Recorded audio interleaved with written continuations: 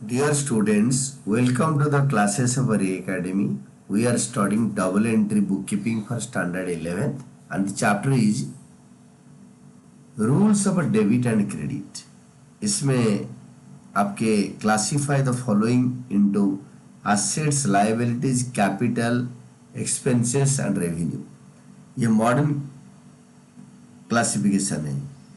हमें क्लासिफाई करना है एसेट, लायबिलिटी, एक्सपेंसेस, रेवेन्यू और कैपिटल बोल रहे हैं तो क्वेश्चन में कैपिटल है ही नहीं. तो एक है 10th में कैपिटल, तो कैपिटल को मैं आपको कैपिटल हेड के अंडर ही लिखना है. जो एक्स है उसको एक हेड बनाना है, उसमें लिखना है कैपिटल. तो फर्स्ट ऑफ ऑल इस सारे क्वेश्चंस में मैं एसेट्स को इस कॉलम में लिखता हूँ. स्टार्ट करो. सबसे पहले लैंड आपके एसेट है, मनी वैल्यू है, फिजिकल एग्जिस्टेंस है तो लैंड. देन इन्वेस्टमेंट, ये भी एसेट है, मनी वैल्यू है, फिजिकल एग्जिस्टेंस है. हम बॉन्ड्स को देख सकते हैं. कहीं पे हमने किसी एसेट में इन्वेस्ट कर लिया. एसेट जो बिजनेस का अपना होता है जिसको पैसे देके खरीदा गया है. और बिल्डिंग भी एसेट है, फिजिकल एग्जिस्टेंस है, मनी वैल्यू है. और डेटर्स, जिसको हमने गुड्स बेचा है वो हमारे एसेट है क्योंकि वो हमें पैसे देंगे. एंड मोटर व्हीकल, जो गाड़ियाँ, इसका फिजिकल एग्जिस्टेंस है, मनी वैल्यू है. और गुडविल का फिजिकल एग्जिस्टेंस नहीं है बट मनी वैल्यू है, ये एसेट है. This is an intangible asset. और देन ये खाली एसेट का ही आ गया. देन लायबिलिटीज में आपके बैंक ओवरड्राफ्ट, हम उधार में पैसे लिए हैं, लायबिलिटी हमारा उधारी. और क्रेडिटर होता है आपके, हमने जिनसे उधार पे गुड्स खरीदा है, जो गुड्स हम बेच रहे हैं, ट्रेडेड गुड्स. सपोज मेरा काम है बुक सेलर का, मैंने बुक खरीदा तो उधार में जिससे खरीदा ही इज माई क्रेडिटर. अगर मैंने एक ट्रक खरीदा वो भी उधार पे तो वो मेरा क्रेडिटर नहीं है, वो मेरा क्रेडिटर फॉर ट्रक्स या लेंडर होगा.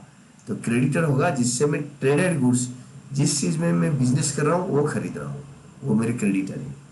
8th के बाद आपके कैपिटल के लिए क्वेश्चन में बनाए अलग कॉलम बनाओ. तो ये कैपिटल को यहाँ पे कॉलम में लिखो कैपिटल यहाँ, and don't write down here. Liabilities के अंडर कैपिटल आता है. कैपिटल लायबिलिटीज आपके अकाउंटिंग इक्वेशन में सेम चीज होता है बट क्वेश्चन में बोला है कि कैपिटल को अलग दिखाओ, मतलब अलग दिखाओ. यहाँ पे नहीं दिखाना, मैंने दिखाया है कट इट एंड यहाँ लिखाओ. देन नेक्स्ट होता है आपके सैलरी आपके खर्चा होता है.